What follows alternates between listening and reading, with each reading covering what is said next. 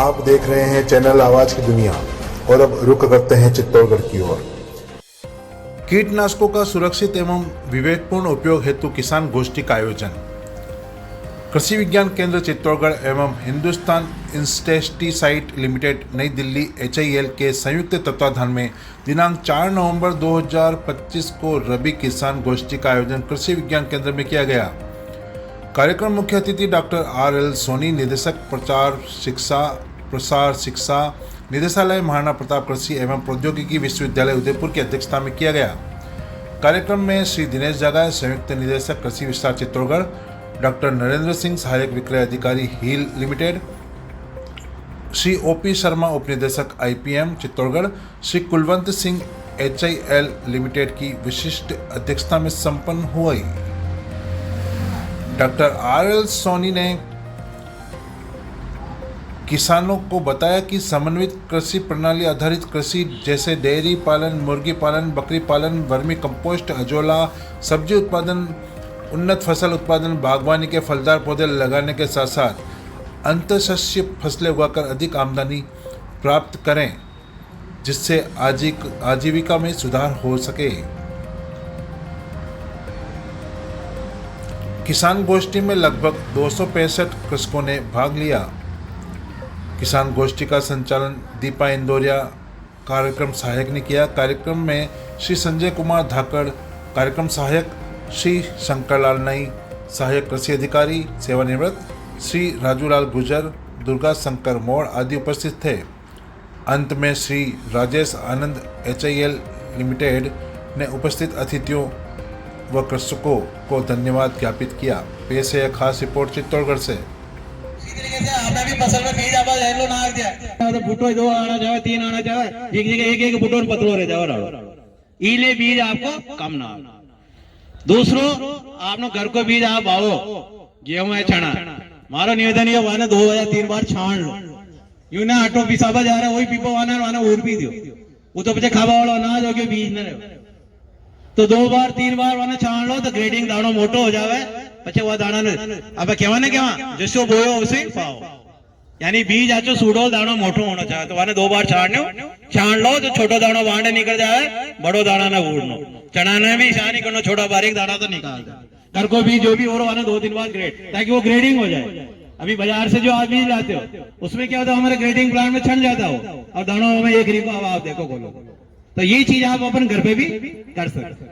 दूसरो चीज आपने करना कोई भी बीज आप गेहूं बो रहे वहां बीज में आपने टिक्को लगाना, बीज ने उपचारित करना वालों।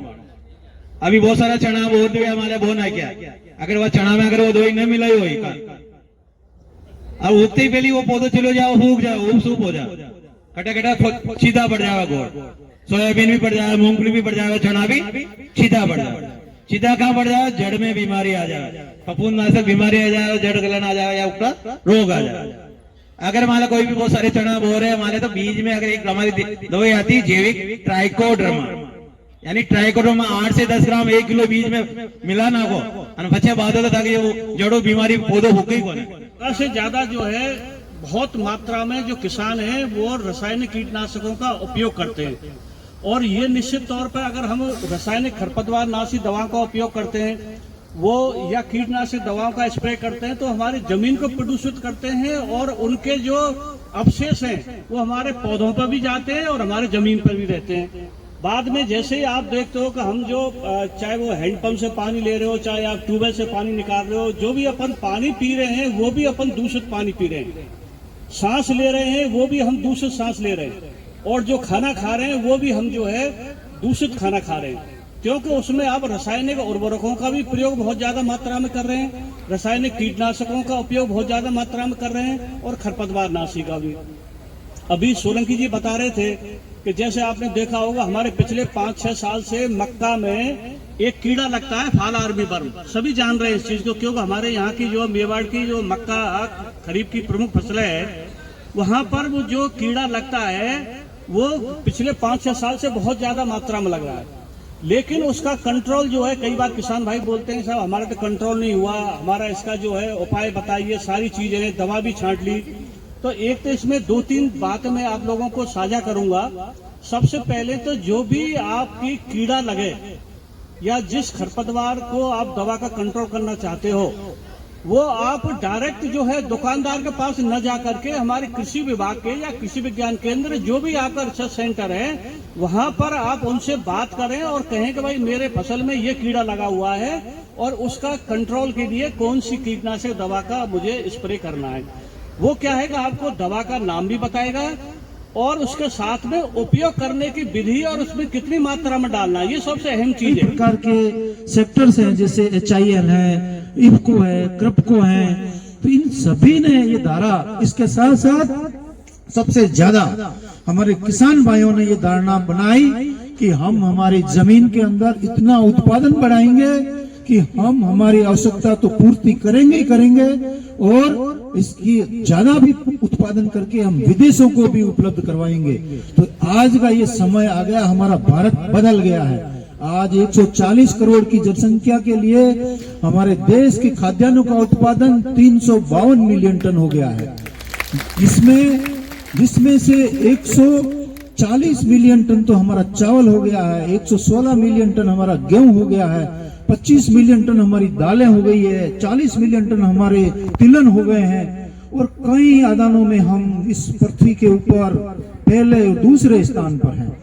हम चावल उत्पादन में पृथ्वी पे दूसरे स्थान पर है, गेहूं उत्पादन में हम तीसरे स्थान पर है, हम जूट और रबर और मसाले उत्पादन में पहले स्थान पर है।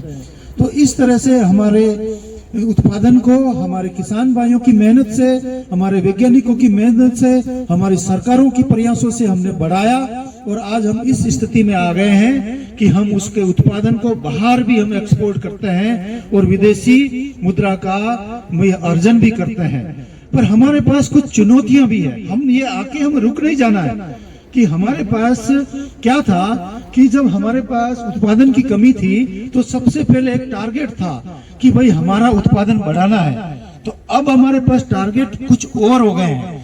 जब हमारा कोई व्यक्ति बीमार हो जाता है, उसका श्वास रुका हुआ है, तो हम सबसे पहले उसको श्वास आने का कार्यक्रम करते हैं, इसका इलाज ये करवाते हैं कि उसके श्वास रेगुलर आना शुरू हो जाए। फिर मान लो उसको टेम्परेचर है या और कोई दूसरी बीमारी है तो उसके दूसरी बीमारी का इलाज करते हैं, प्राथमिकता तय करते हैं। इसीलिए हमारे पास प्राथमिकता ये थी कि हमारा उत्पादन किस तरह से बढ़े। अब हमारे पास प्राथमिकता है कि उत्पादन को इतना ही बनाए रखते हुए उसकी क्वालिटी को किस तरह से सुधार करें, इसके अंदर कम से कम मात्रा में केमिकल आए, पेस्टिसाइड आए, इसके अंदर कम से कम हानिकारक केमिकलों का समावेश हो। इस तरह से हम उसमें कम से कम PPM, कम से कम मात्रा में हानिकारक रसायनों की जो मात्रा है कम से कम किस तरह से करें, उसके ऊपर अब हमारा फोकस चल रहा है। CBG में कंप्रेस्ड बायोगैस के अंदर कन्वर्ट कर देते हैं।